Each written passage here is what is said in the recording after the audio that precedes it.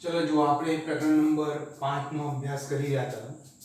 પ્રકરણ નંબર 5 માં લઈ ગયા હતા આનુવંશિકતા, ભિન્નતા અને તેને લગતા સિદ્ધાંતો. હવે જો તેની અંદર આપણે જોયું હતું કે મેન્ડલે પોતાના સમયગાળામાં અલગ અલગ 7 લક્ષણોનો અભ્યાસ કર્યો. એ જે 7 લક્ષણોનો અભ્યાસ કરીને વટાણાના છોડ પર પોતાના નિયમો આપ્યા. એ 7 લક્ષણો કયા છે, એ લક્ષણોની અભિવ્યક્તિ કઈ છે, ત્યાં સુધી આપણે ગઈકાલે લઈ ગયા હતા.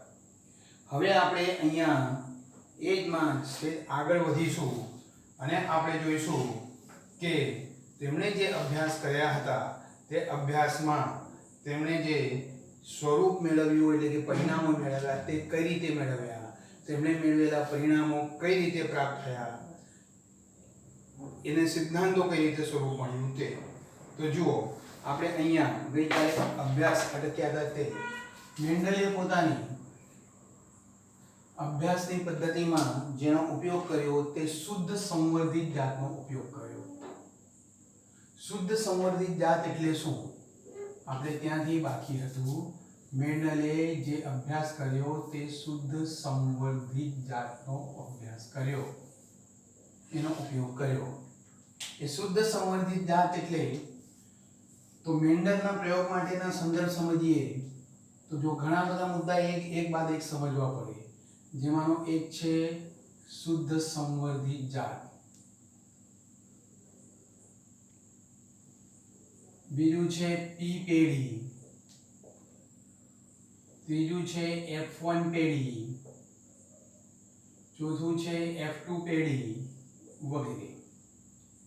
એનાથી આગળ આપણે લઈએ તો આગળ જે આવશે તે શબ્દ ક્રમશઃ સમજીશું, કારકો, જનીનો વગેરે. એક વસ્તુ આવે છે જેને કહીશું સ્વફલન, બીજું આવે છે ફલન, તેને કહીશું પરફલન. આ બધાનો તમે અભ્યાસ કર્યો. પહેલા આપણે આ સમજી લઈએ, પછી મેન્ડલનો આપણે પહેલો પ્રયોગ આજે સમજવાનો પ્રયત્ન કરીશું. જો અહીંયા જે છે શુદ્ધ સંવર્ધિત જાત, મેન્ડલે માની લો કે ઊંચાઈનું લક્ષણ પસંદ કર્યું. તો ગઈકાલે આપણે લઈ ગયા હતા ઊંચાઈનું લક્ષણ બે રીતે વ્યક્ત થાય છે. એક 2 મીટર એટલે કે ઊંચા છોડ અને એક 1.5 મીટર એટલે કે નીચા છોડ. એ જ છે રીતે અલગ અલગ ઘણા બધા તેમણે પ્રયોગ કર્યા. જેમ કે પુષ્પનો વિચાર કરીએ તો પુષ્પ માટે 2 લક્ષણોનો તેમણે અભ્યાસ કર્યો હતો. બોલો, એક હતું પુષ્પનું સ્થાન. બોલો, પહેલું હતું કયું લક્ષણ? પુષ્પનું સ્થાન. તો પુષ્પનું સ્થાન કયા કયા 2 હતા? તો એક હતા કક્ષીય એટલે કે પર્ણના કક્ષમાં પુષ્પ ઉદ્ભવે તે, અને બીજા હતા અગ્રીય એટલે કે અગ્રકલિકાનું પુષ્પમાં રૂપાંતર થાય. એ જ છે રીતે તો પુષ્પનો રંગ. બોલો, જાંબલી અને સફેદ. જાંબલી પણ કહેવામાં આવે છે અને બીજા રંગથી પણ એને કહેવામાં આવે છે. એ જ છે રીતે હતું બીજ. તો બીજના પણ 2 લક્ષણોનો તેમણે અભ્યાસ કર્યો હતો. બોલો, બીજમાં જે તે હતું કયો? તો બીજ માટે જે હતું તે બીજ માટેનું સ્વરૂપ, તેની અંદર તેનો આકાર, સપાટી, ગોળાકાર અને ખરબચડી. આમ 2 પ્રકારના તેમને બીજ મળ્યા. એ જ રીતે બીજનો રંગ હતો. તો બીજનો રંગ પીળો અને લીલો. પહેલા પીળો યાદ રાખવાનો, પછી લીલો. પછી હતો સિંગ. સિંગ માટે પણ તેમણે 2 લક્ષણોનો અભ્યાસ કર્યો હતો. બોલો, કયા કયા? તો એક લક્ષણ હતું સિંગનો આકાર, તેની પણ 2 અભિવ્યક્તિ હતી. બોલો, કઈ? ફૂલેલી અથવા ઉપસેલી, જે કેવું હોય તે કહી શકાય, અને મણકામય. ગઈકાલે આપણે સમજી ગયા હતા મણકામય અથવા સંકુચિત પણ કહે છે. જો આજે કેટલાક નવા શબ્દ પણ આના માટે વાપર્યા કે મણકામય. ચલો, તે છે રીતે સિંગનો પણ રંગ. સિંગના રંગમાં પહેલા આવશે લીલો રંગ અને પીળો રંગ. ગઈકાલે પણ મેં 2 વાર રિપીટ કર્યું હતું કે બીજના રંગમાં પહેલા પીળો પછી લીલો, સિંગના રંગમાં પહેલા લીલો પછી પીળો. આ બધાનો જે અભ્યાસ કરવાનો છે તો કયા પ્રકારનો? શુદ્ધ સંવર્ધિત જાત. એટલે શું? માની લો કે તે ઊંચાઈનો પ્રયોગ કરે છે તો તેમને 2 પ્રકારના છોડ લેવા પડશે. એક ઊંચા છોડ અને બીજા નીચા છોડ. તો આ જે 2 પ્રકારના છોડ લેશે, બોલો કયા? એક ઊંચા છોડ અને બીજા નીચા છોડ. તો તેમણે ડાયરેક્ટ જ પ્રયોગ શરૂ ન કર્યો, પહેલા જે ઊંચા છોડ હતા તેની અંદર તેમણે સ્વફલન પ્રેર્યું. કયું ફલન? સ્વફલન. બોલો એટલે શું? આ છોડ છે, છોડ પરનું જે પુષ્પ છે એ પુષ્પની જ પરાગરજ તેના સ્ત્રીકેસર પર સ્થાપિત થાય, કુદરતી રીતે જે થાય છે તે સ્વફલન. અહીંયાથી બોલો આ ફલન થઈ ગયું તો ફલન થઈ ગયું તો ફળ એટલે સિંગ મળી, સિંગની અંદર બીજ છે તો આ બીજની તેમણે રોપણી કરી. બોલો આ જે બીજની રોપણી કરી તો દેખીતી રીતે આ બધામાંથી તેમને કેવા છોડ મળ્યા? ઊંચા છોડ મળ્યા. ફરી પાછું આ જે બધા છોડ મળ્યા, ઊંચા છોડ મળ્યા તો તે ઊંચા છોડમાં જે પુષ્પ આવ્યું તેનું તેમણે શું કરાવ્યું? સ્વફલન કરાવ્યું. એટલે એની પરાગરજ તેના પર સ્થાપિત થાય તેવું આયોજન જે કુદરતી રીતે વટાણામાં હોય છે. તો જ્યારે આમાંથી પુષ્પમાંથી ફળ બન્યા તો એ પુષ્પમાંથી ફળ બન્યા તો ફળની અંદર બીજ આવ્યા. તો આ જે બીજ હતા તે સ્થાપિત એટલે કે બીજાંકુરણ પ્રેર્યું તો નવા છોડ મળ્યા. તો નવા છોડ બધા કેવા હતા? ઊંચા. આમ વારંવાર કરાવતા ગયા તો ઊંચા છોડની હંમેશા સંતતિ ઊંચી આવતી હતી. તો આના પરથી 3-4 પેઢી પછી તેમણે કીધું કે આ જે ઊંચા છોડ આવે છે તે કેવા છે? શુદ્ધ સંવર્ધિત ઊંચા છે. એ જ રીતે તેમણે નીચા માટે પણ એ જ વખતે પ્રયોગ ચાલુ રાખ્યો હતો. નીચા છોડના પુષ્પમાં પણ સ્વફલન થવા દીધું હતું. ત્યાંથી જે મળ્યું હતું તેના બીજને રોપણી કરતા ફરી પાછા નીચા છોડ મળ્યા. તેમાં સ્વફલન કરતા ફરી પાછા નીચા છોડ મળ્યા. ફરી પાછા તેમાં સ્વફલન કરતા નીચા છોડ મળ્યા. તો આ જે નીચા છોડ મળ્યા તે પણ કેવા છે? શુદ્ધ સંવર્ધિત જાત છે. એટલે કે ઊંચાઈમાં ઊંચાનું શુદ્ધ સંવર્ધિત જાત મેળવ્યું, નીચામાં નીચાઈનું શુદ્ધ સંવર્ધિત જાત મેળવ્યું. અહીંયાથી વિદ્યાર્થીઓ પ્રશ્ન કરે સર આવું કરવાની જરૂર કેમ હતી? તો એ તો મેન્ડલના એક સંકરના પ્રયોગમાં આગળ આવશે. પરંતુ કેટલીક વાર એવું થઈ શકે છે કે ઊંચા છોડનું જ્યારે ફલન કરવામાં આવે અને બીજ જે પ્રાપ્ત થાય તે બીજની રોપણી કરવામાં આવે તો ઊંચાની સાથે નીચા છોડ પણ પ્રાપ્ત થાય. એનો અર્થ કે જો ઊંચાની સાથે નીચા છોડ પ્રાપ્ત થયા એનો અર્થ કે પહેલો જે ઊંચો છોડ છે તે ઊંચો છોડ શુદ્ધ સંવર્ધિત નથી. શુદ્ધ સંવર્ધિત ત્યારે જ હોય કે એની બધી સંતતિ ઊંચી જ હોય. એ ઊંચાની ફરી પાછી બધી સંતતિ ઊંચી હોય. એ ઊંચાની બધી સંતતિ ફરી પાછી ઊંચી હોય. આમ પેઢી દર પેઢી ઊંચાઈનું લક્ષણ અભિવ્યક્ત છે તો માત્ર ઊંચા જ આવે. તો એવી કોઈ સ્વરૂપને આપણે લઈએ તો તેને કહેવાય શુદ્ધ સંવર્ધિત. નીચા માટે એવું જે પ્રાપ્ત થાય તો તેને કહેવાય શુદ્ધ સંવર્ધિત. તો મેન્ડલે પોતાના પ્રયોગમાં કેટલા શુદ્ધ સંવર્ધિત જાત મેળવી એટલે પ્રયોગો માટે પ્રાપ્ત કર્યા?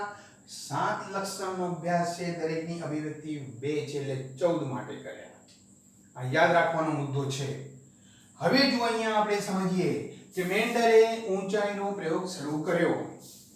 ઊંચાઈનો પ્રયોગ તેમનો વટાણાના છોડનો ઊંચાઈનો પ્રયોગ સમજવામાં ઊંચાઈનું એક એવું લક્ષણ છે કે કોઈ પણ સમજી શકે છે કે ઊંચા અને નીચા 2 મીટર ને 1.5 મીટર એટલે એ પ્રયોગ વધુ પ્રખ્યાત થયો છે. બોલો શું થયું?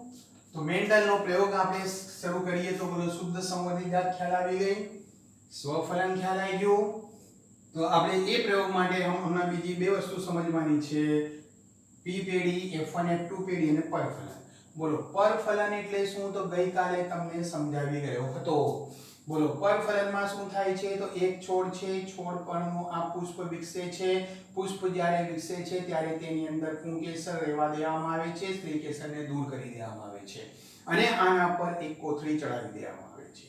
એવી જ રીતે એક બીજો છોડ છે તો એ જે છોડમાં જે પુષ્પની કલિકા અસ્તિત્વમાં આવે છે તો તેમાં સ્ત્રીકેસર રહેવા દેવામાં આવે છે અને પુંકેસર દૂર કરી દેવામાં આવે છે. તેને પણ કોથળીથી આવૃત કરી દેવામાં આવે છે.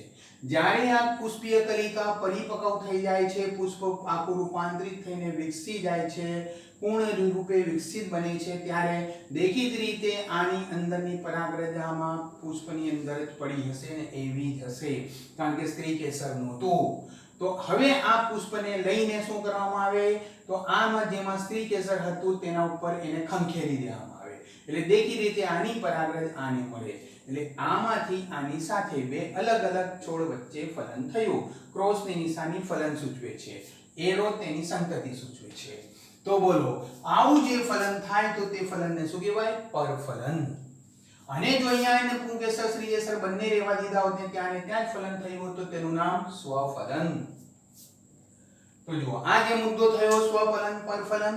હવે આગળ આપણે એના પ્રયોગ સમજવા માટે બીજા મુદ્દા સમજીએ. p પેઢી, f1 પેઢી, f2 પેઢી વગેરે. માની લો કે તે પ્રયોગની શરૂઆત કરે છે. તો દેખીતી રીતે પ્રયોગની શરૂઆત કરે, બોલો પ્રયોગની શરૂઆત કરે તો બોલો જે છોડ લીધા એ છોડને કહેવાય p પેઢી. p એટલે પેરેન્ટ્સ. એ પ્રયોગમાં એ પેરેન્ટ્સ પેઢી થઈ, p પેઢી થઈ, તેમની વચ્ચે સંકરણ થયું. એ સંકરણ થતા જે કંઈ ફળ પ્રાપ્ત થયા, ફળની અંદર બીજ આવ્યા, તો બીજની જે રોપણી કરી, પછી જેટલા પણ બીજ આવ્યા હોય, 1000 2000 જેટલા પણ, કે 5 કે 10, જે બધાના બીજાંકુરણ થતા જેટલા છોડ વિકસે તે તેને F1 પેઢી. શું કહેવાય તેને? F1 પેઢી. એટલે કે આ છોડની આ સંતતિ થઈ. વિદ્યાર્થીઓમાં એ પણ તકલીફ આવે છે કે તે પ્રાણીઓની સંતતિ સમજી શકે છે, વનસ્પતિની સંતતિ સમજતા નથી. કેમ નહીં સમજતા? ખબર નહીં. આટલું તો સ્પષ્ટ છે કે જે છોડ પર પ્રયોગ શરૂ કર્યો અને તે છોડ ઉપર ફલન કરાવતા જે બીજ આવ્યા તે બીજની રોપણી કરી, તો એ જે બીજની રોપણી કરતા જે છોડ આવ્યા તે આ પહેલી પેઢીની સંતતિ કહેવાય. એ પહેલી પેઢીની સંતતિ એટલે F1 પેઢી. આ જે F1 પેઢી આવી છે તે F1 પેઢીમાં સ્વફલન પણ હોઈ શકે, તેના ઉપર જ, અથવા બે અલગ અલગ વચ્ચે પણ હોઈ શકે. હજારો છોડ આવા પ્રાપ્ત થયા હોય, બોલો એમાં ફલન થતા એમાં ફળ બને, ફળની અંદર બીજ આવે, એ બીજની રોપણી કરીને આપણે જે છોડ વગેરે મેળવીએ તો તેને કહેવાય F2 પેઢી. આમ એક બાદ એક. હવે બોલો આની જે આના ફલન કરાવતા જે કઈ સંતતિ આવે, એટલે કે બીજ પ્રાપ્ત થાય અને બીજની રોપણી કરીને જે પ્રાપ્ત કરીએ તો તેને શું કહેવાય? F3 પેઢી. તો જુઓ આ નિશાનીઓ આપણને સ્પષ્ટ હોવી જોઈએ. ચલો મેન્ડલનો હવે આટલું સમજીને પ્રયોગની આગળ આપણે વધીએ. તો મેન્ડલે સૌપ્રથમ જે પ્રયોગ કર્યો તે પહેલો પ્રયોગ તેમનો એક સંકરણનો પ્રયોગ તરીકે ઓળખાય છે. કયો પ્રયોગ? એક સંકરણનો પ્રયોગ. મેન્ડલનો એક સંકરણનો પ્રયોગ. એક સંકરણનો પ્રયોગ એટલે શું? એક અગત્યનું છે, એમણે માત્ર એક જ લક્ષણ ધ્યાનમાં લીધું. એક જ લક્ષણ ધ્યાનમાં લીધું. હોઈ શકે, બોલો, અને હોય છે કે એ છોડનું લક્ષણ આપણે જે સમજવાનું છે તે ઊંચાઈ. તો બોલો કયું લક્ષણ ધ્યાનમાં લીધું? ઊંચાઈનું. એટલે ઊંચો છોડ, નીચો છોડ. હવે હોઈ શકે કે બોલો આના પર પુષ્પનું સ્થાન ક્યાં હોય? કક્ષમાં છે. અહીંયા પણ પુષ્પનું સ્થાન ક્યાં છે? કક્ષમાં છે. બરોબર છે? ચલો બોલો બીજનો રંગ કયો છે? તો લીલો છે. બીજનો રંગ કયો છે? તો પીળો છે. ઘણું બધું હશે, સાથે સાત લક્ષણ સિવાય પણ લક્ષણ હશે અને તેની અભિવ્યક્તિ હશે, પરંતુ મેન્ડલે નિશ્ચિત કર્યું કે એ ગમે તે હોય તેના તરફ ધ્યાન નહીં જ આપવાનું. માત્ર તેમણે પસંદ કરેલું લક્ષણ કયું? છોડની ઊંચાઈ. પછી બાકીનું પુષ્પનું સ્થાન જ્યાં હોય ત્યાં રહેવા દો, બીજનો આકાર જે હોય તે રહેવા દો, બીજનો રંગ જે હોય તે રહેવા દો, પુષ્પનું સ્થાન જે હોય તે નહીં જોવાનું એટલે નહીં જોવાનું, તેના તરફ નહીં ધ્યાન આપવાનું. માત્ર પ્રયોગ, માત્ર એક ધ્યેય નિશ્ચિત. શેના પર? ઊંચાઈ પર. એટલે માત્ર કોનો પ્રયોગ? ઊંચાઈનો પ્રયોગ. આમ એક લક્ષણ. એમાં જે એમણે 7 પ્રયોગ કર્યા. કઈ રીતે 7? હમણાં જ આપણે લઈ ગયા. 7 લક્ષણો હતા. એક કયું? ઊંચાઈનો. તો ઊંચાઈને ધ્યાનમાં રાખીને પ્રયોગ કરે તો એક સંકરણનો ઊંચાઈનો પ્રયોગ. પુષ્પને રંગને ધ્યાનમાં રાખીને પ્રયોગ કરે તો બોલો તે વખતે ઊંચાઈ નહીં જોવાની, પુષ્પનું સ્થાન નહીં જોવાનું, બીજનો રંગ આકાર વગેરે બધું નહીં જોવાનું, માત્ર શું જોવાનું? પુષ્પનું સ્થાન. તો એ પુષ્પના સ્થાનને અનુલક્ષીને પ્રયોગ થાય તો એક સંકરણનો પ્રયોગ. આગળ આપણે લઈશું તે રીતે જ્યારે એમને 2 લક્ષણો પસંદ કરીને પ્રયોગ કર્યા તો તેને શું કહેવાય? બે સંકરણ એટલે દ્વિસંકરણનો પ્રયોગ. તો અહીંયા આપણે સમજીશું, બોલો કયો પ્રયોગ? એક સંકરણનો પ્રયોગ. એટલે એક જ લક્ષણને ધ્યાનમાં લઈને પ્રયોગ કરવો અને તેની આનુવંશિકતા સમજવી. તો બોલો તેવી સ્થિતિમાં તેમણે જે પ્રયોગની શરૂઆત કરી તો તે પ્રયોગની શરૂઆત કરી સરળતાથી 7 પ્રયોગ કર્યા હતા, પરંતુ આપણે જે ખૂબ જ પ્રખ્યાત થયા કારણ કે બધા એને સમજી શકે છે. બોલો કયું લક્ષણ? બોલો કયું લક્ષણ? તો છોડની એટલે કે પ્રકાંડની લંબાઈ. બોલો પ્રકાંડની લંબાઈ કઈ રીતે પ્રાપ્ત થાય છે? તો 2 પ્રકારે. ઊંચા છોડ જેને આપણે 2 મીટર અને નીચા છોડ જેને કહીશું 1.5 મીટરના છોડ. હવે તેમણે શું કર્યું? ઊંચા છોડ પહેલા સમજાવી ગયો તો તે રીતે શુદ્ધ સંવર્ધિત જાત મેળવી લીધી. નીચા છોડમાં પણ શું કર્યું તેમણે? શુદ્ધ સંવર્ધિત જાત મેળવી લીધી. તો બોલો આ પ્રયોગ એમણે શુદ્ધ સંવર્ધિત જાતના ઊંચા છોડ મેળવ્યા, શુદ્ધ સંવર્ધિત જાતના નીચા છોડ મેળવ્યા અને બંનેની વચ્ચે તેમણે શું કર્યું? પરફલન કર્યું. આ ફલનની નિશાની આ બેની વચ્ચે થાય છે. અહીંયા આપણે દર્શાવીએ. બોલો કયું ફલન કર્યું? પરફલન. તો બોલો આ પ્રયોગની શરૂઆત થઈ. આ પ્રયોગની શરૂઆત થઈ તો બોલો આને કયું ચિહ્ન આપી શકાય? હમણાં જ આપણે લઈ ગયા હતા પી પેઢી. આ પી પેઢીમાં બોલો એકના છોડ એકના પુષ્પ પર બીજાની પરાગરજ સ્થાપિત કરી. એ કઈ રીતે કરવાનું પરફલન માટે તે પણ આપણે છે લઈ ગયા હતા. બોલો તે છે ને કરાયું તો બોલો આ પરફલન કરાયું. એ પરફલન કરાયું તો બોલો તેના અંદર જે સિંગ બની, સિંગની અંદર શું આવ્યું? બીજ આવ્યા. તો એ બીજની તેમણે ગાર્ડનમાં રોપણી કરી. બોલો બીજની ગાર્ડનમાં રોપણી કરી તો તે બીજનું બીજાંકુરણ થતા નવા છોડ બન્યા. એ જે નવા છોડ બન્યા તો બોલો તે છોડને આપણે કઈ પેઢી કહીશું? F1 પેઢી.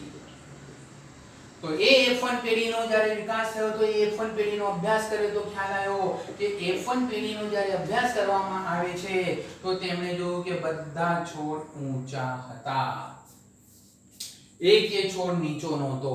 જો કે તેમણે સંકલન કરાયું તો ઊંચા છોડ અને નીચા છોડ બંનેની વચ્ચે પરફલન પ્રકારનું સંકલન કરાયું તો તેમને તો આશા એવી હતી કે ઊંચા છોડ પણ આવશે, નીચા પણ આવશે અથવા તો બંનેના એવરેજ આવશે. પરંતુ તેમને જે પરિણામ મળ્યું તે ખૂબ જ અલગ હતું. કયું મળ્યું? બધા છોડ કેવા હતા? ઊંચા હતા. હવે તેમણે આ સમજવા માટે કેમ ઊંચા છોડ જ આવ્યા તો આ F1 પેઢીમાં તેમણે એ પ્રાપ્ત થયેલા છોડનું શું કરાયું? સ્વફલન. ઘણા બોલે સર કેમ પરફલન ન કરાયું? તો એ સીધો જવાબ છે કે આમાં જે ઊંચા છે તેમાં બેના લક્ષણોનું સ્વરૂપ મિશ્ર થયું છે છતાંય ઊંચા આવ્યા. જો પરફલન કરાવે તો શું થાય? ત્રીજા જો ઊંચાની સાથે પરફલન કરાવે તો ત્રીજા ઊંચાનું આમાં મિશ્રણ આવી જાય એની સંતતિ માટે. નીચાનું લે તો ત્રીજા નીચાનું પણ મિશ્રણ આવી જાય. ઓલરેડી બેનું મિશ્રણ થયેલું છે. તો એ બેની આનુવંશિકતા સમજવા માટે તેમણે બોલે હવે તેને શું સમજાવ્યું? સ્વફલન. બેનું એટલે કે આ બે મિશ્ર થયા તે દ્વિસંકરનો પ્રયોગ નહીં, એક સંકરનો પ્રયોગ. લંબાઈ ઊંચાઈ જ સમજવાની. તો બોલો આ ઊંચા છોડ જે છે તે ઊંચા છોડનું તેમણે સ્વફલન કરાયું. તો અહીંયા જો ઊંચા અને નીચા વચ્ચે પરફલન કરાવતા ઊંચા છોડ આવ્યા. તો એ ઊંચા છોડનું હવે સ્વફલન કરાયું. સ્વફલન કરાયું તો દેખીતી રીતે આશા હતી કે છોડ કેવા છે? ઊંચા. તો અહીંયા જે બીજ આવશે બીજની રોપણી કરીશું અને જે છોડ બનશે તો બોલો તે છોડને આપણે શું કહીશું? કઈ પેઢી? F2 પેઢી. તો F2 પેઢી કેવા આવશે? ઊંચા. પરંતુ તેમની આશ્ચર્ય વચ્ચે તેમણે જોયું કે 787 છોડ ઊંચા હતા અને 277 છોડ નીચા હતા. આ પ્રમાણ આપણે લઈએ તો લગભગ એમ છે ને કહેવાય કે આટલામાંથી 3:1 નું પ્રમાણ આવ્યું એટલે 3 ના પ્રમાણમાં છોડ ઊંચા છે અને 1 ના પ્રમાણમાં છોડ નીચા છે. એમ છે ને કહેવાય કે 75% છોડ ઊંચા આવ્યા અને 25% છોડ નીચા આવ્યા. મેઈન વસ્તુ એ આવે છે કે આટલે સુધી ગયા પછી મેઈન વસ્તુ આવી કે પ્રકાંડની લંબાઈનો જે પ્રયોગ કર્યો અથવા બીજો કોઈ પ્રયોગ લઈએ તો પણ આવું જ આવે પરિણામ. બીજા પ્રયોગ માટે પણ આપણે એને હમણાં સમજી લઈશું આવું કેમ થયું. તો મેન્ડલે ખૂબ જ સ્પષ્ટ રીતે સમજાવ્યું કે જો આપણે જે સમજીએ છીએ તે એક લક્ષણ. બોલો કયું લક્ષણ? તો ઊંચાઈનું એટલે કે પ્રકાંડની લંબાઈ. ઊંચાઈ નહીં પરંતુ કહીશું પ્રકાંડની લંબાઈ. બોલો આ જે પ્રકાંડની લંબાઈની બે અભિવ્યક્તિ છે. બોલો પ્રકાંડની લંબાઈની બે અભિવ્યક્તિ કઈ? તો આપણે હમણાં જ લઈ ગયા ઊંચા છોડ અને નીચા છોડ એટલે બે અલગ અલગ અભિવ્યક્તિ છે. તો બોલો તેમણે અહીંયાથી કર્યું તો બોલો શું થયું? પી પેઢી. ઊંચા છોડની અભિવ્યક્તિ પણ છે અને નીચા છોડની અભિવ્યક્તિ છે. F1 પેઢીમાં શું આવ્યા? ઊંચા. તો તેમણે કીધું જ્યારે આવા બે પ્રકારની અભિવ્યક્તિ એક સાથે આવે તો બંને અભિવ્યક્તિ વ્યક્ત થતી નથી, કોઈ એક જ અભિવ્યક્તિ વ્યક્ત થાય છે. જે અભિવ્યક્તિ બીજાની હાજરીમાં વ્યક્ત થાય છે, બોલો અહીંયા કઈ અભિવ્યક્તિ વ્યક્ત થઈ? ઊંચાઈની. તો તે ઊંચાઈની અભિવ્યક્તિને કહેવાય પ્રભાવી. અને જે અભિવ્યક્તિ વ્યક્ત થતી નથી તેને કહેવાય પ્રચ્છન્ન. બીજના રંગમાં પણ એવું છે. બીજના રંગની બે અભિવ્યક્તિ છે. બોલો યાદ આવવું જોઈએ. કઈ કઈ બે અભિવ્યક્તિ?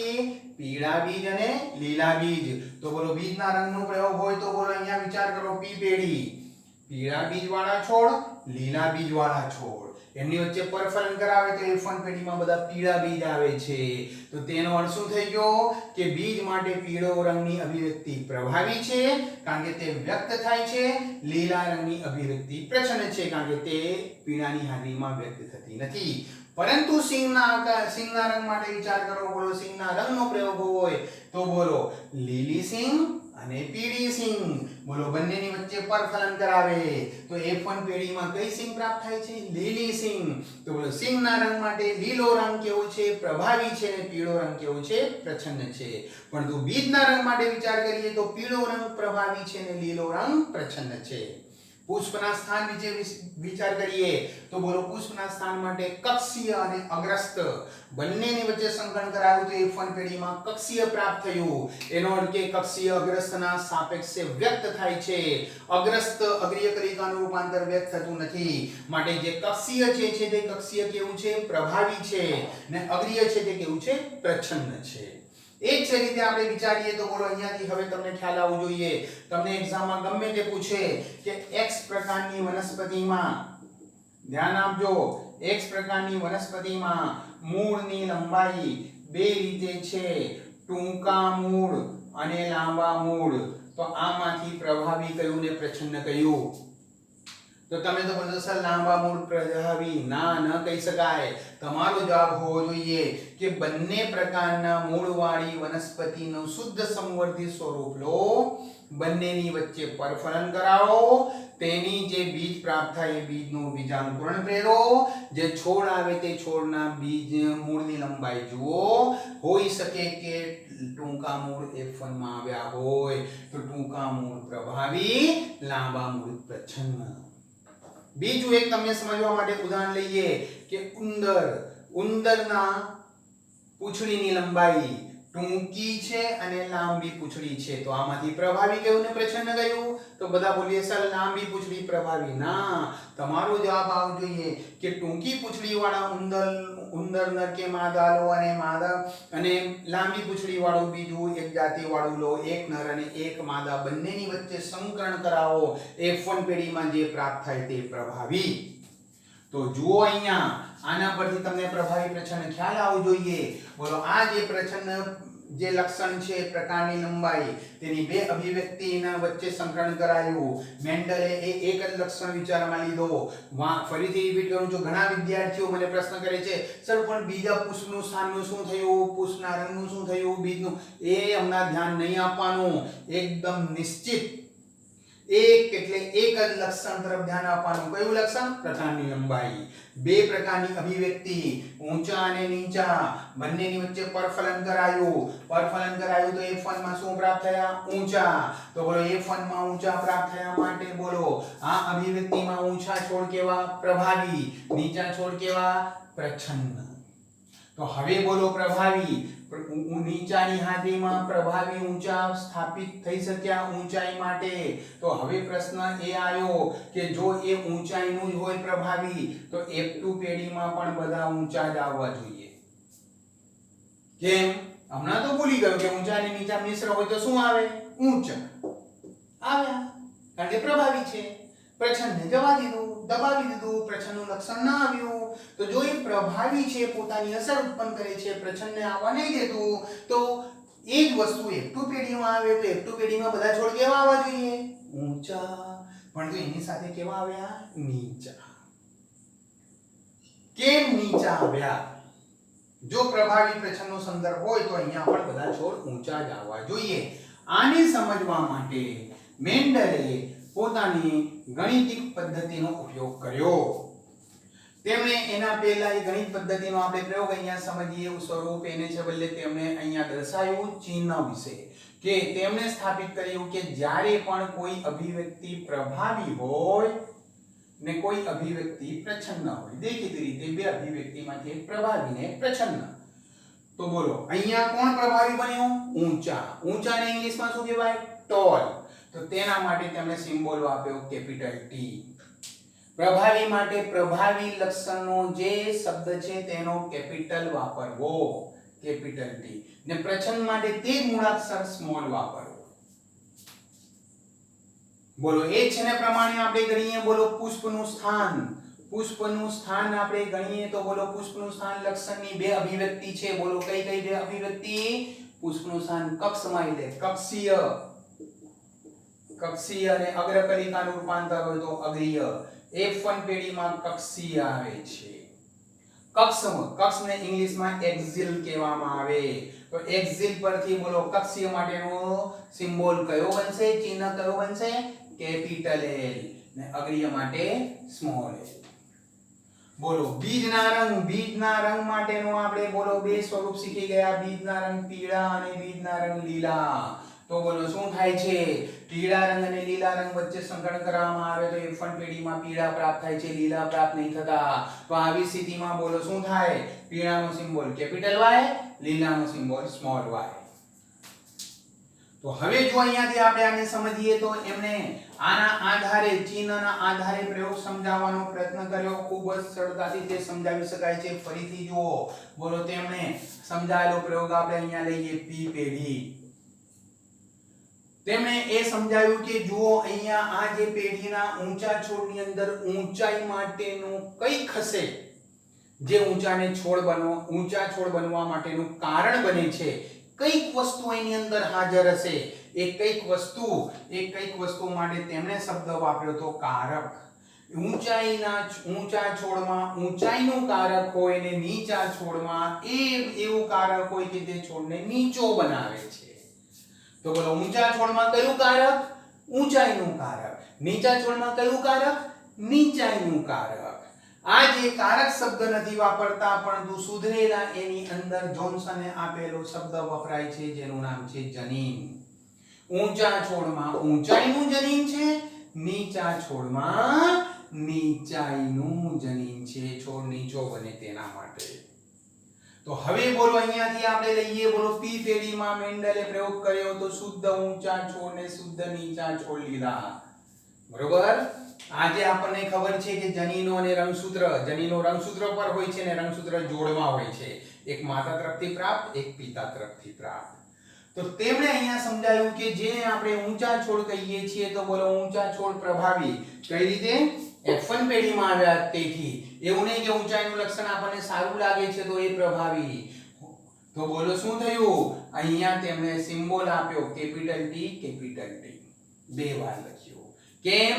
ઊંચા છોડ પ્રભાવી છે એટલે ઊંચાઈનું ટોલ માટે કેપિટલ ટી અને જનીનો જોડમાં હોય છે એટલે બે વાપર્યા. બોલો નીચા છોડ, નીચાઈ માટે હમણાં કીધું આ જ આલ્ફાબેટ વાપરવાનો તો તેમણે આલ્ફાબેટ વાપર્યો સ્મોલ ટી, સ્મોલ ટી.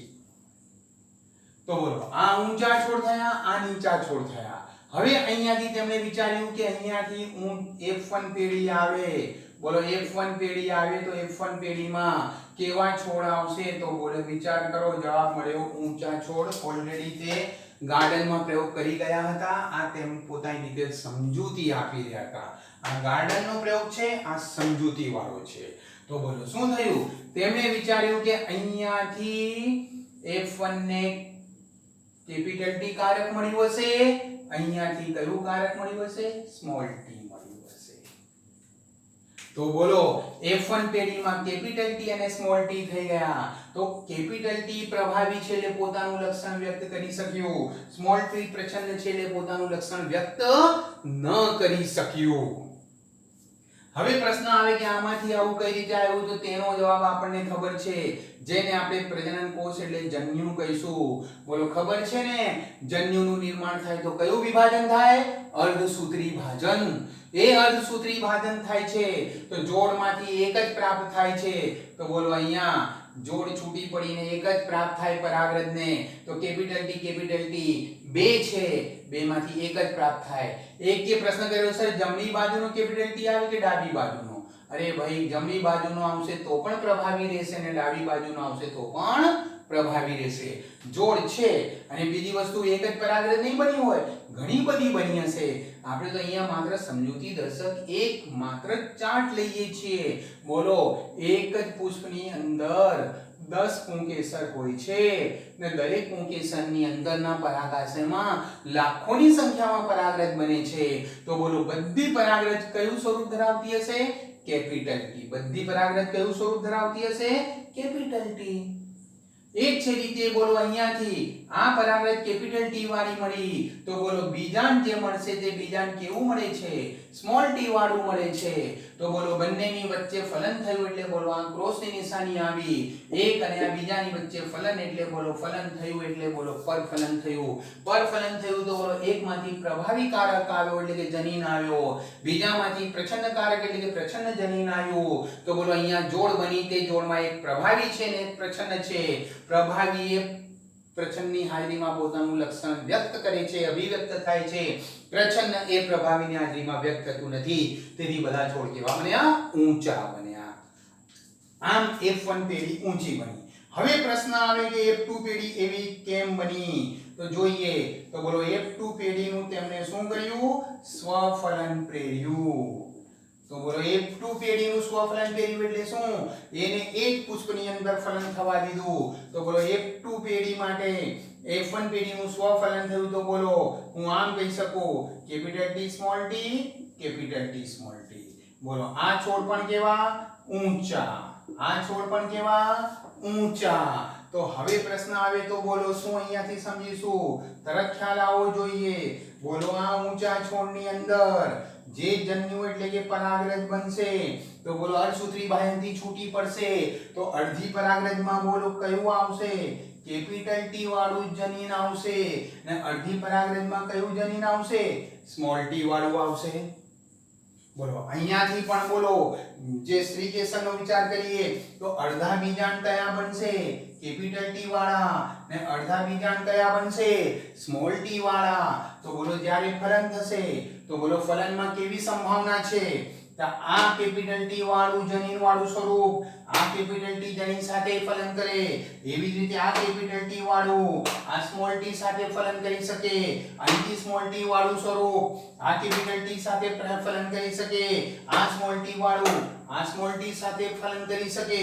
તો આ તો દર્શાવવું થોડુંક અઘરું થઈ ગયું. તો તેના માટે એક ચોરસ પદ્ધતિ છે, ચોરસ દર્શાવવાની પદ્ધતિ, જેને પ્યુનેટ ચોરસ કહે છે. પ્યુનેટ ચોરસમાં આમ ચોરસ દોરવામાં આવે છે. આ જે ચોરસનું સ્વરૂપ દોર્યું તો અહીંયાના જન્યુ આ બાજુ દર્શાવવાના, આ જન્યુ આ બાજુ દર્શાવવાના. બોલો અહીંયાથી આ જન્યુ દર્શાવી તો તરત ખ્યાલ આવવો જોઈએ. બોલો અહીંયાના જન્યુ કયા છે? Capital T. આમ લીટી કરીને આ બીજું સ્મોલ ટી. બોલો અહીંયાના જન્યુ દર્શાવીએ તો બોલો કયું છે? Capital T. આ જે લીટી કરીને બોલો અહીંયા કયું આવ્યું? Small T. તો બોલો વિચાર કરો આનું આની સાથે તો અહીંયા ડાયરેક્ટ સામ સામે ગોઠવી દેવાય. તો બોલો આ અને આ તો બોલો અહીંયા કયું બન્યું? Capital T, capital T. ચલો આનું આની સાથે ફલન થાય તો બોલો કયું સ્વરૂપ બને? બોલો એ જે સ્વરૂપનો આપણે અહીંયાથી વિચાર કરીએ તો બોલો કયું સ્વરૂપ બનશે? કેપિટલ ટી ની સાથે કયું આવશે? સ્મોલ ટી આવશે. બોલો અહીંયાથી વિચાર કરીએ તો આ સ્મોલ ટી અને કેપિટલ ટી, કેપિટલ ને પહેલા લખ્યા કેપિટલ ટી અને આ સ્મોલ ટી તો કેપિટલ ટી સ્મોલ ટી. મને બોલો એ છે પ્રમાણે આનું ને આનું ફલન થાય તો બોલો શું બને? Small T small T. કોને થાય આવું છે ને કઈ રીતે? તો બોલો આ કેપિટલ ટી આની સાથે ફલન કરે તો બંને કેપિટલ ટી, આ કેપિટલ ટી આ સ્મોલ ટી સાથે કરે તો કેપિટલ ટી સ્મોલ ટી. હવે આનો નંબર આવે સ્મોલ ટી કેપિટલ ટી અને સ્મોલ ટી સ્મોલ ટી. બીજી પદ્ધતિ છે પહેલું પહેલું, પહેલું બીજું, બીજું પહેલું, બીજું બીજું. આ સાઈડનું પહેલું લેવાનું, આ સાઈડનું પહેલું, આ સાઈડનું પહેલું, પહેલું પહેલું, પહેલું બીજું. અહીંયાથી બીજું પહેલું, બીજું બીજું. બોલો અહીંયાથી વિચાર કરો. હવે તમને જવાબ મળવો જોઈએ. બોલો આ જે F2 પેઢીમાં જે છોડ બન્યા તેમાં બોલો આ છોડમાં શું છે? બંને પ્રભાવી પ્રભાવી. બંને પ્રભાવી પ્રભાવી એટલે બોલો છોડ કેવા બનશે? ઊંચા બનશે. બોલો અહીંયાથી આ પ્રભાવી અને પ્રચ્છન્ન, આ પ્રભાવી અને પ્રચ્છન્ન. હમણાં જ આપણે લઈ ગયા પ્રભાવી અને પ્રચ્છન્ન હોય તો શું થાય? પ્રભાવીની હાજરીથી એનું લક્ષણ વ્યક્ત થાય, પ્રચ્છન્નનું લક્ષણ વ્યક્ત ન થાય. તો આ બે છોડ પણ કેવા બનશે? ઊંચા બનશે. ચલો અહીંયાથી વિચાર કરીએ તો સ્મોલ ટી ત્યાં કોઈ પ્રભાવી નથી, કોઈ પ્રભાવી નથી તો છોડ કેવા બનશે? નીચા બનશે. સ્મોલ ટી એટલે 1. તો અહીંયાથી જો પ્રમાણ આપણને મળી ગયું, ઊંચા છોડનું પ્રમાણ 1 અને 2 એટલે 3, નીચા છોડનું પ્રમાણ એટલે 1 એટલે 3:1, 3:1, 75% 25%. આમ તેમણે એક સંકરણનો પ્રયોગ સ્થાપિત કર્યો. આ પ્રયોગ એમણે સમજાવ્યો. તો આપણે આ જે પ્રયોગનું સ્વરૂપ લઈ ગયા, હવે પુસ્તકમાં તે પ્રયોગનું સ્વરૂપ જે આપેલું છે તે આપણે એક વારસાગમન સમજીએ. એ જે વારસાગમન આપણે અહીંયાથી સમજીશું તેને અહીંયાથી આપણે લઈશું પેજ નંબર 71. ચાલો ઉદાહરણ લઈએ. એવો સંકરણ પ્રયોગ મેન્ડલ દ્વારા કરવામાં આવ્યો કે જ્યાં તેમણે વટાણાના ઊંચા અને નીચા છોડનું સંકરણ કર્યું. બોલો મેન્ડલે કયા ઊંચા અને નીચા છોડનું સંકરણ કર્યું? બે અલગ અલગ વચ્ચે સંકરણ એટલે પરફરક. આ પ્રયોગ દ્વારા એક જનીનના વારસાગમનનો અભ્યાસ કર્યો. બોલો કેટલા જનીન? કયું? માત્ર પ્રકારની લંબાઈના જનીનનો વારસાગમનનો અભ્યાસ કર્યો. એક જ જનીન. આમ તો ઘણા બધા બીજા જનીનો પણ હાજર છે, એવું છે ન સમજતા કે બીજા જનીનો ગેરહાજર છે. એ છોડની અંદર બધા જ જનીનો હાજર છે, તેના જેટલા જનીનો હશે બધા, પરંતુ અભ્યાસમાં માત્ર કેટલો લીધો? એક જ. બાકીના તરફ ધ્યાન આપવું નહીં. આ સંકરણ દ્વારા પ્રાપ્ત બીજનો ઉપયોગ કરી તેઓએ પ્રથમ સંકર પેઢીના છોડ પ્રાપ્ત કર્યા. પ્રથમ સંકર પેઢી F1 પેઢી. પ્રથમ પેઢી સંતતિ પેઢીને ફિલિયાલ 1 પ્રોજેની અથવા F1 પણ કહેવામાં આવે છે. મેન્ડલે જોયું કે F1 પેઢીમાં પ્રાપ્ત બધા છોડ ઊંચા હતા. બોલો F1 માં બધા છોડ કેવા હતા? ઊંચા હતા. અહીંયાથી પણ સમજીએ તો આ F1 P પેઢીમાંથી જે F1 પેઢી પ્રાપ્ત કરી તો બોલો છોડ કેવા આવ્યા? ઊંચા આવ્યા. F1 માં કહેવામાં આવે છે, મેન્ડલે જોયું કે F1 પેઢીના બધા છોડ ઊંચા હતા જે પોતાના એક ઊંચા પિતૃને સમાન હતા. બોલો બે પિતૃમાંથી માત્ર એકને સમાન હતા. જે પોતાના એક પિતૃને સમાન હતા, કોઈ પણ છોડ નીચા ન હતા. તેઓને આ પ્રકારનું પરિણામ અન્ય પ્રકારના લક્ષણોમાં પણ જોવા મળ્યું. હું સમજાઈ ગયો. બોલો બીજના રંગનો હોય તો પીળો રંગ અને લીલો રંગ, તો બધા જ છોડ પીળા રંગના બીજ ધરાવે. સિંગના રંગનો હોય તો લીલો રંગ અને પીળો રંગ, તો બધા જ છોડ લીલા રંગની સિંગ ધરાવે. તેઓએ જોયું કે F1 પેઢીની સંતતિઓ હંમેશા કોઈ એક પિતૃને સંબંધિત હતા. કોઈ એક જ પિતૃ જેવા ધરાવે છે. બંનેનું મિશ્ર કે બંનેનું કંઈક બીજી રીતે મિશ્ર કે કોઈ એકનું એવરેજ એવું કંઈ આવતું નથી. બેમાંથી એક પિતૃના લક્ષણોની જ અભિવ્યક્તિ થાય છે, બીજા પિતૃના લક્ષણ અભિવ્યક્ત થતા નથી. કોઈ એકનું જ લક્ષણ અભિવ્યક્ત થાય છે. મેન્ડલે F1 માં પ્રાપ્ત બધા જ ઊંચા છોડનું સ્વફલન કરાયું. બોલો તેમણે F1 માં જે પ્રાપ્ત થયા હતા એ F1 ના જે પ્રાપ્ત થયા અહીંયા P પેઢીમાંથી F1 તેનું શું કરાયું? સ્વફલન કરાયું. તેની અંદર જ ફલન કરાયું, કારણ કે બીજાનું મિશ્રણ થવા દેવા નહોતા માંગતા. અને તેમને આશ્ચર્ય થયું કે F1 પેઢીના કેટલાક છોડ નીચા હતા જે લક્ષણ F1 પેઢીમાં જોવા મળ્યું નહોતું. બોલો F1 પેઢીના બધા ઊંચા હતા તો F2 માં શું થયા? કેટલાક નીચા આવ્યા જે F1 માં આવ્યું નહોતું. હવે જે પ્રદર્શિત થયું તે F2 પેઢીના નીચા છોડનું પ્રમાણ 1/4 એટલે 25% છે. બોલો 1/4 છે. કુલ 4 માંથી 1 ના પ્રમાણે 25% છે. હતું જ્યારે F2 પેઢીમાં 3/4 એટલે 75% છોડ જેટલા કેવા હતા? ઊંચા હતા. ઊંચા અને નીચા છોડના લક્ષણો તેમના પિતૃ છોડને સમાન હતા અને પાછા તે પિતૃ છોડને સમાન હતા. ઊંચાઈનું લક્ષણ ઊંચા પિતૃને સમાન હતું, નીચા છોડનું લક્ષણ નીચાના પિતૃને સમાન હતું. તમે બાકીના લક્ષણ માટે પણ આવો પ્રયોગ દોરી શકો છો. માત્ર લક્ષણનું નામ જ બદલવાનું હોય, પ્રભાવી જે હોય તેને ખ્યાલ રાખીને. અન્ય લક્ષણનો અભ્યાસ કર્યો, તેમાં પણ તેમને આવા જ પરિણામો પ્રાપ્ત થયા. એટલે કે F1 પેઢીમાં માત્ર એક જ પિતૃનું લક્ષણ પ્રદર્શિત થાય છે. F2 પેઢીમાં બંનેના લક્ષણો 3:1 ના પ્રમાણમાં આવે છે. આમ વિરોધાભાસી લક્ષણોમાં બંને F1 અથવા F2 સ્તરે કોઈ પણ પ્રકારનું સંમિશ્રણ એટલે કે એવરેજ થઈ જવું, મિશ્રિત થઈ જવું એવું બધું જોવા મળ્યું નહીં. આ અવલોકનોના આધારે મેન્ડલે સૂચિત કર્યું કે કોઈ બાબત સ્થાયી સ્વરૂપમાં પિતૃમાંથી સંતતિમાં જન્યુના માધ્યમ દ્વારા ઉત્તરોત્તર પેઢીમાં વહન પામે છે. સ્થાયી સ્વરૂપમાં જેને આપણે લઈ ગયા તેમ જેને આપણે શું છે જનીન પિતૃમાંથી જનીન સંતતિમાં આવે છે, સ્થાયી છે, પેઢી દર પેઢી વહન પામ્યા જ કરશે, તે સ્થાયી રહેશે, વિઘટન પામતું નથી. તેમણે આ બાબતને કારકો તરીકે ઓળખ્યા હતા. તેમને એટલું સાયન્સનું નોલેજ નહોતું, તો તેથી બોલો હું અહીંયા પહેલા લખ્યું હતું કારક. આ ઊંચાઈ છોડમાં એવું કંઈક છે જે છોડને ઊંચા બનવા માટેનું કારણ છે માટે કારક કીધું. નીચા છોડમાં એવું કંઈક છે જે છોડને નીચો બનવા માટેનું કારણ બને છે માટે તેને કારક કીધું. આજે આપણે એને કારક નથી કહેતા, એને આપણે જનીન કહીએ છીએ. આ કારકો ઓળખ્યા, આજે જેને આપણે જનીનો તરીકે ઓળખીએ છીએ. એટલે કે જનીનો આનુવંશિકતાનો એકમ ગણવામાં આવે છે. હાઇલાઇટ કરો જનીનોને, આના કારણસર આનુવંશિકતાનો એકમ જે જનીન હતું તે જનીન એક બાદ એક પેઢીમાં આગળ વહન પામતું ગયું. જે અહીંયા સિમ્બોલ દ્વારા આપણે સમજી શકીએ કે જનીનોએ લક્ષણોનું વહન કરતું ગયું.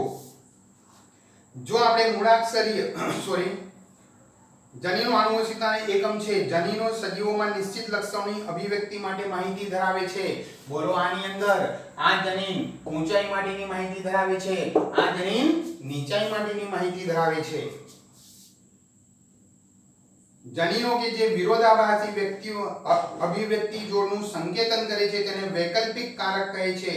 એટલે કે તે જનીનનું થોડું સ્વરૂપ ભિન્ન હશે. બોલો આમાં પણ છોડની ઊંચાઈનું જનીન, આમાં પણ છોડની ઊંચાઈનું જનીન, પરંતુ આ જનીનનું સ્વરૂપ કંઈક એવું છે કે જેથી છોડ ઊંચો બને છે. આ છોડમાં એ ઊંચાઈનું જ જનીન છે, પરંતુ કંઈક એવું જનીન છે કે છોડ નીચો બને છે. તેનો અર્થ શું થયો? તેનો અર્થ થયો કે બંનેમાં જનીન તો એક જ લક્ષણ માટેનું હાજર છે, પરંતુ બંને જનીનનું સ્વરૂપ કંઈક અંશે થોડું બદલાયું છે. તો જેની અંદર આ પ્રકારનું સ્વરૂપ હશે તે ઊંચો બનશે, જેમાં આ પ્રકારનું સ્વરૂપ હશે તે નીચો બનશે. બોલો લીલા રંગની સિંગ અને પીળા રંગની સિંગ. તો લીલા રંગની સિંગમાં પણ સિંગના રંગનું કારક છે, પીળા રંગની સિંગમાં પણ પીળા રંગનું કારક છે, પીળા રંગ સિંગમાં બને તેનું કારક છે. તો પછી વિશેષતા શું થઈ? વિશેષતા એ થઈ કે બંને કારકોનું સ્વરૂપ, જનીનનું સ્વરૂપ થોડુંક અલગ હશે. તો જેમાં પહેલા પ્રકારનું હશે તેમાં પીળા રંગની સિંગ બનશે, જેમાં બીજા પ્રકારનું હશે તેમાં લીલા રંગની બનશે. હવે બંનેનું સંકલન કરાવીએ તો બીજા રંગનું લીલો રંગ પ્રાપ્ત થાય છે, બીજા પ્રકારનું. તેનો અર્થ કે એ બીજો પ્રકાર પ્રભાવી છે ને પહેલો પ્રકાર પ્રચ્છન્ન છે. અહીંયા આપણે સમજ્યા તેમાં પહેલો પ્રકાર પ્રભાવી છે ને બીજો પ્રકાર પ્રચ્છન્ન છે. જો આપણે મૂળાક્ષરી સંકેતોનો પ્રત્યેક જનીન માટે ઉપયોગ લઈએ તો મોટી લિપિને F1 તબક્કામાં વ્યક્ત થતી અભિવ્યક્તિ માટે લેવી અને નાની લિપિને અન્ય વ્યક્ત થતી અભિવ્યક્તિ માટે ઉપયોગમાં લેવી. F1 માં જે આવે તેને મોટી લિપિ. બોલો F1 માં ઊંચા આવ્યા તો ઊંચા માટે કેપિટલ T મોટી લિપિ, અને નીચા નાની છે લિપિ નીચા માટે. બોલો સિંગના રંગ માટે શું હતું? લીલો રંગ પ્રભાવી, પીળો રંગ પ્રચ્છન્ન. F1 પેઢીમાં લીલો રંગ આવ્યો. તો બોલો તે સિંગના રંગ માટે શું આવે? કેપિટલ G અને સ્મોલ g. બોલો એ છે રીતે વિચારીએ. બીજના રંગ માટે વિચારીએ તો બોલો બીજના રંગ માટે શું થાય? પીળો રંગ પ્રભાવી F1 માં આવે છે, લીલો નથી આવતો, તો બોલો ત્યાં કેપિટલ Y પ્રભાવી, સ્મોલ y પ્રચ્છન્ન માટે લેવું. F1 પેઢીમાં જે આવે તે પ્રભાવી ગણાય ને તેનો જે અક્ષર બનતો હોય તેની મોટી લિપિ પ્રથમ મૂળાક્ષર પ્રભાવી માટેની જ એ જ નાની લિપિ પ્રચ્છન્ન માટે. જો આપણે મૂળાક્ષરી સંકેતોને પ્રત્યેક જનીનના ઉપયોગ માટે લઈએ તો મોટી લિપિને F1 તબક્કામાં વ્યક્ત થતી અભિવ્યક્તિ માટે લેવી અને નાની લિપિને અન્ય વ્યક્ત થતી અભિવ્યક્તિ માટે ઉપયોગમાં લેવી. ઉદાહરણ તરીકે ઊંચાઈના લક્ષણ માટે ઊંચી અભિવ્યક્તિ માટે કેપિટલ T અને નીચી અભિવ્યક્તિ માટે સ્મોલ t નો ઉપયોગ થાય છે. કેપિટલ અને સ્મોલ t એકબીજાને LL કહેવાય. શું કહેવાય? LL. હાઇલાઇટ કરો. બીજા શબ્દમાં છોડની ઊંચાઈ માટેનું LL જોડ આ પ્રકારે હશે. બોલો ઊંચાઈ માટેનું કયું LL હશે? કેપિટલ T એ છે કે અહીંયાથી લઈ ગયા. બોલો ઊંચાઈ માટે કેપિટલ T, સ્મોલ t. તો ઊંચાઈના LL બે રીતે હોઈ શકે, કેપિટલ સ્મોલ. પરંતુ બોલો નીચાઈનું એક જ રીતે LL હશે, સ્મોલ t, બીજું કોઈ સંભવ નથી. કેમ? તમે સિમ્પલ વિચારો. બોલો બંને પ્રભાવી આ તો પ્રભાવી બનવાનું છે, પ્રભાવી ને પ્રચ્છન્ન આવ્યા તો પણ પ્રભાવી બનવાનું છે. હવે કોઈ છે વિચારે સર બંને સ્મોલ આવે તો પ્રભાવી નથી એટલે પ્રચ્છન્ન બનવાનું છે. એ કેમ કીધું સર પહેલું સ્મોલ અને બીજું કેપિટલ આવે? અરે તો પણ કેપિટલ એટલે પ્રભાવીને સરમાં પ્રચ્છન્ન આવે તો આ છોડ પણ કેવો બનવાનો? પ્રભાવી વાળો જ બનવાનો. એટલે પ્રભાવી બે રીતે આવે. કઈ રીતે આવે? બંને પ્રભાવી હોય તે રીતે અથવા એક પ્રભાવી ને પ્રચ્છન્ન હોય તે રીતે. તો આને શું કહેવાય? આ પ્રભાવી બે રીતે LL બને. સમયુગ્મી પ્રભાવી. કેમ સમયુગ્મી પ્રભાવી? યુગ્મ એટલે જોડ, જોડમાંના બંને પ્રભાવી છે. તો બોલો સમયુગ્મી હોય તો પણ સમયુગ્મી પ્રભાવી હોય તો લક્ષણ પ્રભાવી બને. અને આ જે છે વિષમયુગ્મી કહેવાય. વિષમયુગ્મીમાં પણ પ્રભાવી જ બને. વિષમયુગ્મીમાં પ્રભાવી પ્રચ્છન્ન બોલવાની જરૂર નહીં. કેમ? વિષમયુગ્મીનો અર્થ શું થયો? એક પ્રભાવી છે ને બીજું પ્રચ્છન્ન છે. માટે આની સાથે પ્રભાવી પ્રચ્છન્ન બોલવાની જરૂર નહીં, પરંતુ સમયુગ્મીમાં બોલવાની જરૂર. કેમ? બોલો સમયુગ્મી સમાન જોડ કેપિટલ ટી સ્મોલ ટી પણ બની શકે. બોલો સ્મોલ ટી બને તો છોડ કેવો બને? કેવો બને? પ્રચ્છન્ન લક્ષણ વાળો. તો બોલો આને શું કહેવાય? જોડ સમાન છે એટલે એને કહેવાય સમયુગ્મી પ્રચ્છન્ન. તો બોલો પ્રભાવી લક્ષણ બે રીતે હોય. કઈ બે રીતે હોય? સમયુગ્મી પ્રભાવી અને વિષમયુગ્મી. પ્રચ્છન્ન એક જ રીતે હોય. કઈ રીતે હોય? સમયુગ્મી પ્રચ્છન્ન રીતે. કેપિટલ ટી સ્મોલ ટી એક છે ને બીજાના LL છે. તો જો અહીંયાથી બીજા શબ્દમાં છોડમાં ઊંચાઈ માટેના LL જોડ આ પ્રકાર રહેશે. કેપિટલ ટી સ્મોલ ટી અથવા સ્મોલ ટી. હવે આપણે કેપિટલ એવું નહીં બોલવાનું. બંને કેપિટલ હોય તો કહેવાનું સમયુગ્મી પ્રભાવી. એક પ્રભાવી એક પ્રચ્છન્ન હોય તો કહેવાનું વિષમયુગ્મી. અને સ્મોલ ટી હોય તો કહેવાનું સમયુગ્મી પ્રચ્છન્ન. મેન્ડલે એ પણ સાબિત કર્યું કે શુદ્ધ સંવર્ધિત વટાણાની ઊંચી અથવા નીચી જાતમાં LL સમયુગ્મી એટલે ક્રમશઃ કેપિટલ ટી એટલે સમયુગ્મી પ્રભાવી અને સ્મોલ ટી એટલે કે સમયુગ્મી પ્રચ્છન્ન હશે. બોલો ઊંચામાં કયું હશે? સમયુગ્મી પ્રભાવી. નીચામાં કેવું હશે? સમયુગ્મી પ્રચ્છન્ન.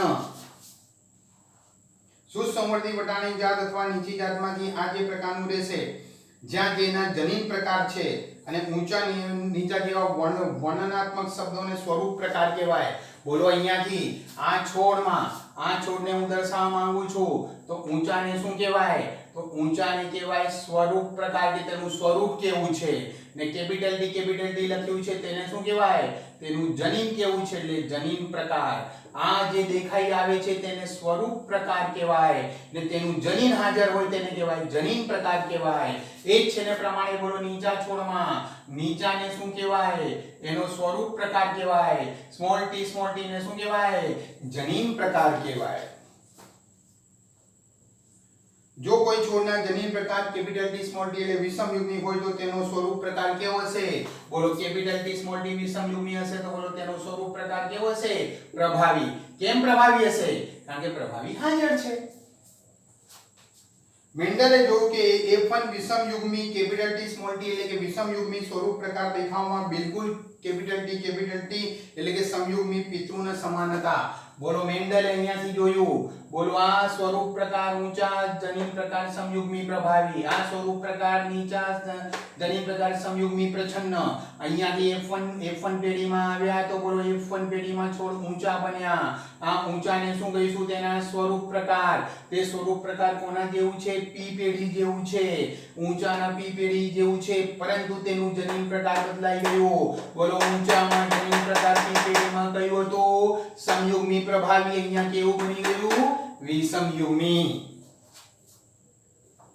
એટલે કે તેમણે સૂચવ્યું કે અસમાન કારકોની જોડમાંથી કોઈ એક કારક બીજા કારક ઉપર પ્રભાવી થઈ જાય છે.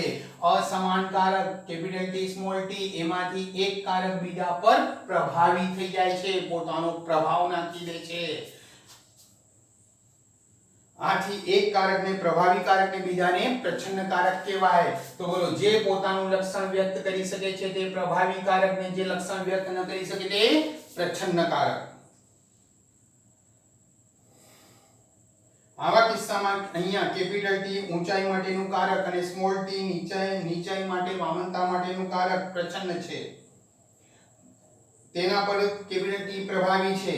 બીજા અન્ય લક્ષણોની જોડનો પણ તેમણે અભ્યાસ કર્યો અને આવું જ તેમણે પરિણામ પ્રાપ્ત કર્યું હતું. આનાથી આગળનું જે સ્વરૂપ છે તે નેક્સ્ટ ટાઈમ સમજીશું.